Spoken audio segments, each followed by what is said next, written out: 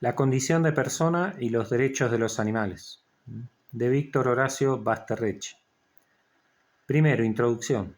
Es cada vez más común entre la gente sencilla considerar que los animales son personas como nosotros. Al preguntar por el fundamento para sostener eso, la razón más frecuente que se invoca es que los animales tienen sentimientos como nosotros, y en algunos casos que tienen inteligencia, siempre como nosotros.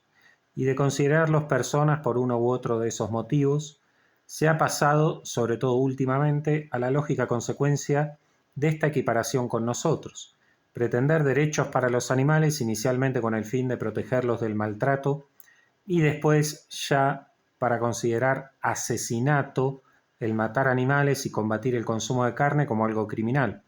Es decir, se ha pasado a pretender para los animales la aplicación del concepto jurídico de persona, esto es, la noción de persona entendida como sujeto de derecho, con lo que la equiparación con nosotros se ha vuelto total. Al pasar de considerarlos personas por aquellos motivos a pretender derechos para ellos, implícitamente se está fundando el concepto jurídico de persona en un concepto de persona más relacionado con la naturaleza de las cosas, próximo a un concepto filosófico. Si esto quedara en el ámbito de la gente de la calle no sería tan grave, pero se ha llegado al extremo de declarar judicialmente persona no humana a un orangután y a pretender sancionar leyes de reconocimiento de derechos de los animales, al mismo tiempo que se niega la condición de persona y el derecho a la vida de los niños en el vientre de su madre. Claro que los defensores de esta postura solo piensan en los animales domésticos y en aquellos que usamos como alimento o con otros fines. No se les ocurre considerar personas ni defender los derechos de las ratas, las cucarachas, las moscas, las víboras, las arañas, etc., que también son animales y respecto de cuyo exterminio no tiene ningún reparo.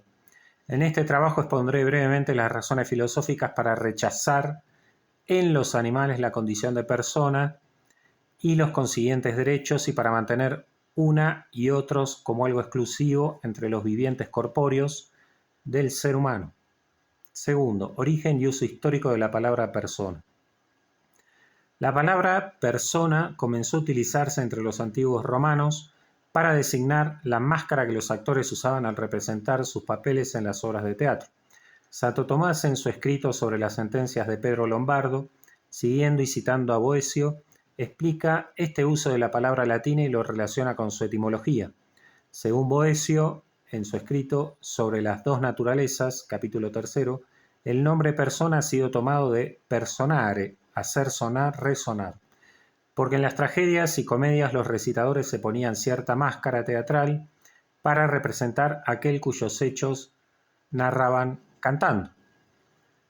En la Suma de Teología aclara esta etimología, también citando el mismo pasaje de Boecio, abre comillas, fue llamada persona a partir de personare, hacer sonar, resonar, porque debido a su misma concavidad es necesario que el sonido se vuelva mayor. Cierra comillas. Continuando con el texto del escrito sobre las sentencias y en pasajes anteriores de la misma obra, el angélico doctor explica cómo de designar la máscara teatral persona pasó a significar al representado por el actor que portaba dicha máscara, es decir, el personaje, y de allí al ser humano que se destacara por algo por lo que se volviera merecedor o digno de especial consideración, abre comillas. Y de allí es que se ha sacado el uso de que cualquier individuo humano del que puede hacerse tal narración sea llamado persona. Es significado como distinto por alguna propiedad determinada concerniente a la nobleza, notoriedad, celebridad, excelencia, y así es el nombre de persona. Este nombre persona establece una especial razón o propiedad concerniente a la dignidad, y debido a esa alusión a la nobleza o a la dignidad fue que los romanos empezaron a utilizar el término persona para designar al sujeto de derecho, aunque no relacionaban todavía esa dignidad con la naturaleza humana, sino con otras condiciones. Ya con el cristianismo se hizo necesario acudir al término persona con el fin de esclarecer, en la medida que es humanamente posible, los misterios revelados de la Santísima Trinidad y la encarnación del Verbo, explicitando la naturaleza intelectual como fundamento de esa dignidad, abre comillas. Este nombre persona significa la sustancia particular en cuanto subyace a una propiedad que suena a dignidad, y por esto persona no se da sino en la naturaleza intelectual, cierra comillas. En este contexto de explicitación del dato revelado en el que Boecio trata el asunto y da la definición filosófica de persona que se hizo clásica y que pasaré a fundamentar, esto es sustancia individual de naturaleza racional. Sustancia individual de naturaleza racional. Tercero, la noción filosófica de persona. El primer elemento de la definición boeciana de persona es sustancia. La sustancia es un ente con existencia propia, a diferencia del accidente, que solo existe en otros, ejemplo el color. Lo que distingue a la sustancia respecto de los accidentes es la subsistencia, abre comillas. Se dice que algo subsiste en cuanto está bajo su propio acto de ser, no porque tenga ser en otro como en su sujeto. Cierra comillas. La subsistencia es la aptitud para recibir el acto de ser y ejercerlo como propio, de manera que el ente tenga existencia propia. El ser humano, como el resto de los vivientes, incluidos los animales, es sustancia, y con los demás seres vivos tiene en común una serie de características. Como todo ser viviente, el ser humano es la unión de cuerpo y alma, o más precisamente, de materia y alma que la organiza y vivifica. Y además con los demás vivientes, vegetales y animales, comparte facultades. Pero tiene tres facultades que le son exclusivas: el intelecto agente, la inteligencia y la voluntad, que son potencias carentes de órgano y por lo mismo son facultades del alma sola, a diferencia de todas las otras que son facultades del ser humano completo, como en los demás vivientes, son facultades del viviente completo. Podemos demostrar que la inteligencia y la voluntad carecen de órgano partiendo del hecho de que pueden reflexionar sobre sí mismas. La inteligencia se conoce a sí misma, como facultad y conoce sus propios actos y sus conceptos. Y también nos permite autoconocernos. La voluntad quiere y elige sus propios actos, sus propias decisiones. Quiero querer, quiero elegir. Y nos permite amarnos a nosotros mismos, autoestima. Si esta facultad estuviese en órgano, dado que todo lo que hacemos con una facultad lo hacemos también con su órgano correspondiente, en la reflexión el órgano debería retorcerse sobre sí mismo, lo cual afortunadamente no sucede. Tras la muerte, que es la separación del alma y del cuerpo, el alma humana sigue existiendo porque sigue actuando. El obrar sigue al ser, ya que esas dos facultades no necesitan del cuerpo para actuar. La inteligencia y la voluntad sin el cuerpo pueden, por lo menos, realizar actos de autoconocimiento y autoestima. En consecuencia, el alma humana es inmortal. Las almas de los vegetales y de los animales, en cambio, si bien en sí mismas son inmateriales como toda forma sustancial, para actuar y por consiguiente para existir, dependen de la materia. Efectivamente, no hay en los vegetales ni en los animales facultades carentes de órgano. No hay en ellos inteligencia capaz de captar la esencia de las cosas y de razonar, que es lo que designa la palabra inteligencia en filosofía, ni hay voluntad capaz de amar el bien captado por la inteligencia y de elegir los medios a él conducentes tras ser evaluados por la misma inteligencia. No hay signo alguno de tales capacidades. Cuando en biología y en psicología se habla de inteligencia, se usa dicha palabra para designar la capacidad de resolver problemas. La llamada inteligencia animal, aducida para considerarlos personas como nosotros, no es otra cosa que eso. Los animales, en efecto, resuelven los problemas que continuamente les plantean la propia supervivencia y la continuidad de su especie, pero lo hacen usando la percepción del entorno, la estimativa, para reconocer lo percibido como útil o perjudicial para la propia vida o para la especie, las conductas instintivas, la imaginación para improvisar soluciones cuando las conductas instintivas no bastan, la memoria para recordar las conductas improvisadas que resultaron exitosas, facultades y actividades todas que involucran órganos. Por eso, las almas de los vegetales y de los animales, tras la muerte de los mismos, dejan de existir. El alma humana, en cambio, es inmortal y por eso es la más independiente de la materia y por esta independencia recibe la calificación de espiritual. El ser humano, entonces, gracias a su naturaleza intelectual, es decir, gracias a su esencia dotada de inteligencia y voluntad, es el ente corporal más subsistente, o sea que retiene más la existencia por continuar existiendo su alma tras la muerte, y por esto es más substancia que los demás entes corporales, incluidos los animales. El segundo elemento de la definición boesiana de persona es la individualidad.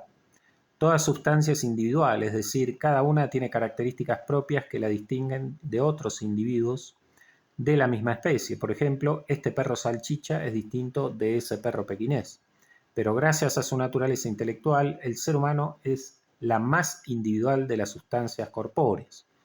En efecto, en el ser humano encontramos que, por un lado, hay diferencias físicas y psíquicas más notables entre individuo e individuo que las que hay en las especies animales, y que por otro, gracias a la inteligencia, el hombre se da cuenta de esas diferencias, es consciente de ser distinto de los demás, y gracias a la voluntad libre puede decidir moldear su manera de ser mediante el control de su temperamento, y así llegar a ser más dueño de sí mismo y de sus actos, más libre, y volverse todavía más distinto del resto, con una personalidad original que lo caracterizará como persona.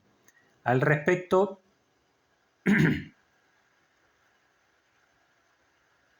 dice Santo Tomás en la Suma Teológica, abre comillas, lo individual se encuentra de una manera especial en el género de la sustancia, porque la sustancia se individualiza por sí misma, por lo cual es conveniente que las individualidades sustanciales tengan un nombre especial que las distinga de las demás, y por eso se denominan sustancias primeras.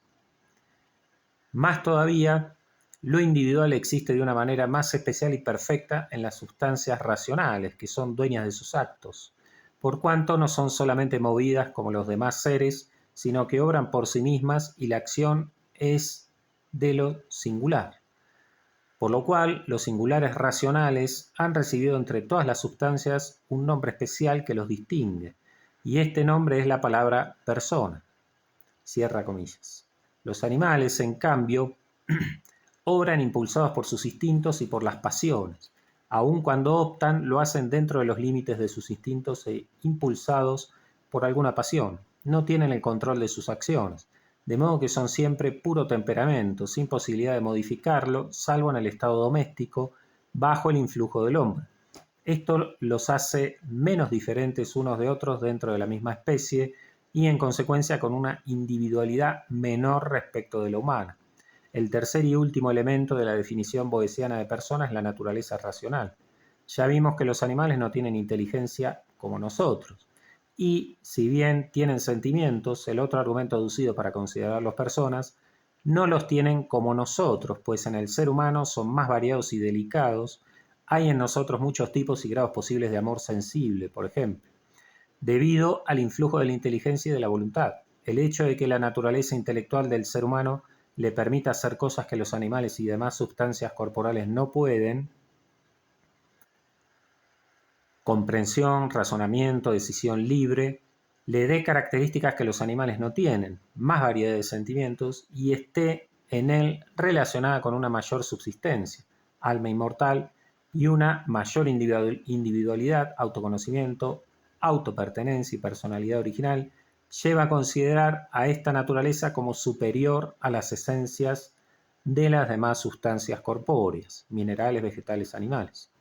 El ser humano tiene entonces la primacía entre dichas sustancias, abre comillas. Persona significa lo que hay más perfecto en toda natura, es decir, lo subsistente en una natura racional, cierra comillas. Por consiguiente, el ser humano merece recibir mejor trato que los animales, los vegetales y los minerales, es decir, tiene dignidad, y por esa dignidad resultante de esa mayor subsistencia, mayor individualidad y naturaleza superior, el ser humano es persona. Los animales, al ser menos sustancias, menos individuales y al tener una naturaleza inferior respecto del ser humano, no merecen ser tratados ni mejor ni igual que los seres humanos. Su vida no vale lo mismo que la vida humana, vale menos. En consecuencia, no son personas. Cuarto, el fundamento filosófico de los derechos. Precisamente la inteligencia le permite al ser humano reflexionar sobre sí mismo y analizar su propia naturaleza, y así descubrir que todo lo que hace, lo hace para ser feliz y, analizando los diversos bienes, llegar a la conclusión de que solo en la contemplación y amor de la causa suprema de su propia existencia y de la existencia de todo el universo, Dios, puede consistir esa felicidad. Y el mismo análisis lo lleva a darse cuenta de que solo puede llegar a esta felicidad haciendo uso de su voluntad libre para elegir los medios adecuados que conducen a Dios. Y dado que en eso consiste la plenitud del hombre como persona y que es moralmente obligatorio buscar libremente llegar a ella, todo lo cual se demuestra en ética, puede exigir los bienes necesarios como medios para obtenerla. Ese poder exigir los medios conducentes al fin es lo que se llama el derecho subjetivo. Vemos así que la naturaleza intelectual del hombre, fuente de su dignidad, es fuente de los derechos del hombre, obviamente de sus derechos naturales, y esa misma dignidad incluye esos derechos. El hombre merece que se respeten sus derechos naturales. Los animales, al carecer de inteligencia, no pueden descubrir cuál es su fin ni cómo alcanzarlo, y al carecer de voluntad libre, no pueden elegir los medios a él conducentes, sino que de hecho tienden con su obrar a su fin último impulsados por sus instintos, y ya tienen en su ambiente natural los medios adecuados a ese fin, por lo que no tienen necesidad de exigirlos, es decir, no tienen necesidad de derechos, además de que por carecer de voluntad carecen del poder exigir, es decir, carecen por completo de derechos. Quinto, conclusión. Si pues los animales no son personas y carecen por completo de derechos, ¿el ser humano puede maltratarlos y ser cruel con ellos simplemente porque es un ser superior? De ninguna manera. Precisamente porque el hombre es un ser superior a los animales, precisamente porque el hombre tiene una naturaleza intelectual, es que tiene el deber moral de actuar conforme a ella. Es decir, debe usar su inteligencia para analizarse a sí mismo y para analizar el mundo que lo rodea. Y entonces descubre que para seguir viviendo y poder encaminarse hacia su fin último, que es su felicidad, Dios necesita, entre otros medios, de los animales y demás entes del mundo, y que para servirse de ellos, de modo que lo conduzcan a ese fin, debe hacerlo respetando la naturaleza de cada uno, ya que la verdadera utilidad para la vida humana de cada uno de ellos se sigue de su naturaleza. Por eso el hombre debe hacer un uso respetuoso y cuidadoso del mundo que lo rodea, incluidos los animales. De lo contrario, los arruina y por lo mismo los inhabilita para el propio beneficio humano. Intentar servirse de los animales y demás entes violentando la naturaleza de estos es obrar de manera irracional, y el obrar irracional atenta contra la propia naturaleza racional del hombre y lo aparta de su plenitud y felicidad. No se trata, pues, de que los animales tengan derechos que el hombre deba respetar, sino de que el hombre tiene el deber moral de respetarse a sí mismo como ser racional y así ejercer un dominio racional y, por tanto, respetuoso y cuidadoso de los animales y demás entes inferiores a él.